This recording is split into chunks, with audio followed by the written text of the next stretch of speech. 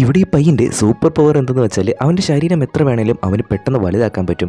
ജഡ്ജസിൻ്റെ മുന്നിൽ വെച്ച് തന്നെ അവൻ്റെ തല പെട്ടെന്ന് വലുതാക്കി കാണിക്കുന്നു. ഇത് കണ്ട കുറേ ജഡ്ജസ് അവനെ അപ്രൂവ് ചെയ്യുകയും ചെയ്യുന്നുണ്ട്.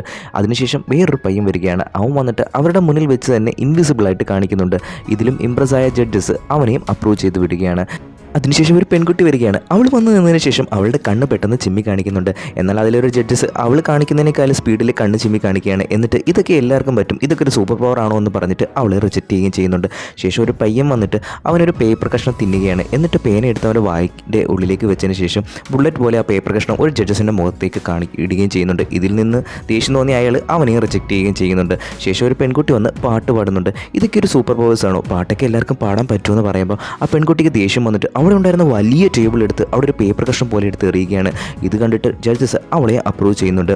ശേഷം ഒരു പയ്യൻ വന്നിട്ട് അവൻ്റെ മൂക്കിൽ നിന്ന് എന്തോ വലിയൊരു ലിക്വിഡ് ഇങ്ങനെ പുറത്തേക്ക് വന്ന് അത് പൊട്ടിയ ജഡ്ജസിൻ്റെ മുഖത്തെല്ലാം വീഴുന്നു.